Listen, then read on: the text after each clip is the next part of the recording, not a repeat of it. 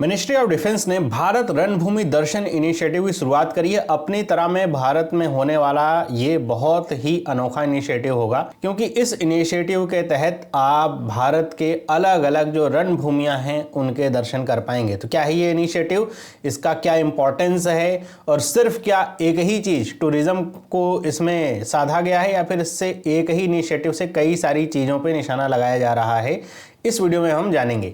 Video अच्छी लगे तो वीडियो को लाइक करें, अपने दोस्तों के साथ भी इसे शेयर करें और इस तरह की और वीडियोस के लिए चैनल को सब्सक्राइब कर लें। सबसे पहले मैं बात कर लूं कि अगर आप एग्जाम की तैयारी कर रहे हैं तो बहुत ही इंपॉर्टेंट होते हैं इस तरह के इनिशिएटिव जो लॉन्च होते हैं और उनके पीछे के रीजनिंग आपको पता होनी चाहिए। तो ये मिनिस्ट्री ऑफ डिफेंस ने भारत रणभूमि दर्शन जो इनिशिएटिव है शुरुआत करी है, ताकि जो बैटल फील्ड टूरिज्म है उसकी शुरुआत हो सके, उसको प्रमोट किया जा सके और इंडियन आर्म फोर्सेस का जो वैल्योर है या फिर जो उनकी बहादुरी है उसको भी ऑनर मिल सके। मतलब हमारे देशवासी जान तो सकें कि कहां कहां पे लड़ाइयां हुई हैं, कौन कौन सी लड़ाइयां हुई हैं, उसमें कैसे जीत हासिल हुई, कितने लोगों ने अपने जान का बलिदान दिया है हमारी रक्षा के लिए। इन सारी चीज़ों को इस एक इनिशिएटिव के तहत जो है लाया जा रहा है। तो इससे जो सिटीजन्स होंगे वो एजुकेट होंगे, जो आर्मी की एक रिच हिस्ट्री है उसके प्रति, साथ ही साथ उन्हें बैटल साइट्स के बारे में पता चल पाएगा। जनरली लोगों को पता ही नहीं होता कि इंडिया में कितनी बैटल साइट्स हैं, कहाँ कहाँ पे लड़ाइयाँ हो चुकी हैं, अभी भी टेंशन बनी रहती, जो हमारे आर्म फोर्सेज हैं उस एरिया को प्रोटेक्ट कर रहे हैं, पता ही नहीं रहता। और इसी सब चीज़ों के लिए रणभूमि ऐप भी लॉन्च कर दिया गया है मिनिस्ट्री ऑफ डिफेंस के द्वारा। तो ये इनिशिएटिव क्या है ये आपको पता चल चुका। थोड़ा सा इसके बारे में हम डेटा के रूप में अगर बात करें तो 15 जनवरी 2025 को इसके बारे में बात हुई थी कि लॉन्च होगा। कब? जब 77th आर्मी डे था उस दिन।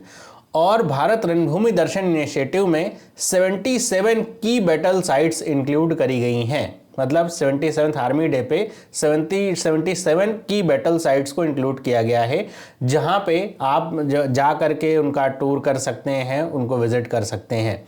लोकेशंस जो हैं कहाँ कहाँ पे ये साइट्स होने वाली हैं, तो ये है जम्मू कश्मीर, लद्दाख, हिमाचल प्रदेश, उत्तराखंड, सिक्किम, अरुणाचल प्रदेश, राजस्थान एंड गुजरात। मतलब अभी 8 स्टेट्स में ये साइट्स लोकेटेड हैं जहाँ पे ये भारत रणभूमि दर्शन इनिशिएटिव शुरू हो रहा है। अभी मैं आपको हर एक स्टेट की कौन कौन सी साइट्स हैं वो भी आपको दिखा दूंगा पूरी लिस्ट।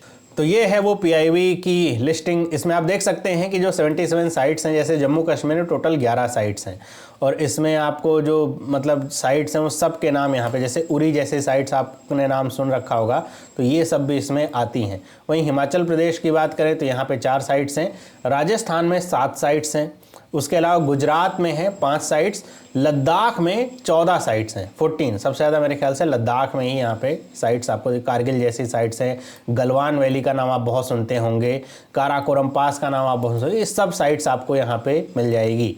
सिक्किम में 7 साइट्स हैं, अरुणाचल प्रदेश में 21 साइट्स हैं। मुझे लग रहा था लद्दाख में होगा सबसे ज़्यादा, बल्कि अरुणाचल प्रदेश में 21 साइट्स यहाँ पे हैं। इसके अलावा बचता है उत्तराखंड, जहाँ पे 8 साइट्स हैं। बाकी अगर बात करें की फीचर की, इस इनिशिएटिव के क्या होने वाले हैं, पहली चीज़ तो डिजिटल इंगेजमेंट होगी थ्रू रणभूमि ऐप जो लॉन्च करी गई है। रणभूमि ऐप के माध्यम से आप ये सारी जो 77 शौर्य गंतव्य हैं, बैटल टूरिज्म साइट्स हैं, इनके बारे में जान सकेंगे कि ये जो टूरिज्म साइट्स खोली गई हैं यहाँ पे आखिर क्या हुआ था, कितने लोगों ने अपनी जान गंवाई थी, कैसे भारत ने जो है, भारत की जो आर्मी है उसने रक्षा करी थी, वो सारी चीज़ें। आप चाहें तो वर्चुअल टूर भी इसका कर सकते हैं इसी ऐप के माध्यम से। और अगर आप किसी साइट्स पे जाना चाह रहे हैं तो उससे रिलेटेड जो असिस्टेंस है या फिर जो ट्रैवल अरेंजमेंट है वो भी इसी जो ऐप के जरिए ही पॉसिबल हो पाएगा। अगर आप इन साइट्स पे जाएंगे तो सिंपल सी बात है, ये कोई ताजमहल या फिर आप कहें कि इंडिया गेट जैसी साइट्स नहीं है जहाँ पे किसी तरह का कोई खतरा नहीं आपको जाने में। ये सारी बैटल साइट्स हैं, और बैटल साइट्स का मतलब ये नहीं कि ये सारी साइट्स ऑफलाइन हो चुकी हैं, मतलब ये साइट्स अभी भी आपके टेंशन में बनी रहती हैं। इसलिए सेफ्टी और सिक्योरिटी मेजर्स का भी काफ़ी ख्याल रखा जाएगा, जहाँ पे जाहिर सी बात है जो सेफ्टी और सिक्योरिटी के जो भी अरेंजमेंट्स हैं वो मिलिट्री ही करेगी। तो यहाँ पर जो सुविधाएं मिलेंगी, मिलिट्री असिस्टेंस मिलेगी, आप जाएंगे तो वहाँ पे आपको मिलिट्री असिस्टेंस प्रोवाइड करी जाएगी, कंट्रोल्ड एक्सेस आपको प्रोवाइड किया जाएगा। मतलब बहुत सारी ऐसी साइट्स होंगी जहाँ जो ज़्यादा सेंसिटिव होती हैं, वहाँ पर भी आपको कंट्रोल एक्सेस प्रोवाइड करा जाएगा। उसके लिए कुछ साइट्स ऐसी होती हैं जिसके लिए स्पेशल परमिट्स भी जारी करी जाएंगी, आपको मिलिट्री के साथ ही चलना है, उनके सारे कहने मानने होंगे। इमरजेंसी रिस्पॉन्स की भी यहाँ पे फैसिलिटी होगी कि किसी तरह का आपको अगर हेल्थ इशू आता है, क्योंकि कुछ साइट्स होंगी जो बहुत ऊंचाई पे होंगी, जाएगी। तो ऐसे में अगर कोई हेल्थ इशू आता है तो इमरजेंसी रिस्पांस टीम भी उपलब्ध होगी। वेदर अलर्ट होगा, क्योंकि ये जो साइट्स होती हैं ऐसा नहीं कि हर जगह खुशनुमा मौसम होगा, बहुत ही रिमोट इलाके में भी हो सकती हैं, बहुत दूर दराज में होंगी, बहुत पहाड़ियों पे होंगी। तो कई बार ऐसा होगा कि आप उस साइट्स पे विजिट कर पाएंगे नहीं कर पाएंगे, किस तरह का वेदर रहेगा, आप पहले से ही तैयारी करके जाएं तो वो सब भी आपको यहाँ पे प्रोवाइड किया जाएगा। और इको टूरिज्म की जो गाइडलाइंस हैं वो सारी चीज़ें ही मिलिट्री के द्वारा आपको प्रोवाइड करी जाएंगी।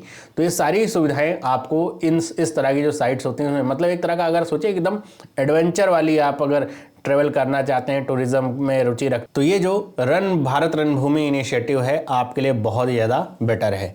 अगर हम बात करें इंफ्रास्ट्रक्चर डेवलपमेंट की, अब आप कहेंगे कि इंफ्रास्ट्रक्चर डेवलपमेंट यहाँ पे कहाँ आ गया, वही मैं आपको शुरुआत में कह रहा, सिर्फ टूरिज्म है ऐसा जरूरी नहीं है, बल्कि यहाँ पर बहुत सारी जो साइट्स यहाँ पे रखी गई 77 में, वहाँ पे वॉर मेमोरियल और म्यूजियम्स पहले से बने हुए हैं और मेंटेन किया जा रहा है उन्हें।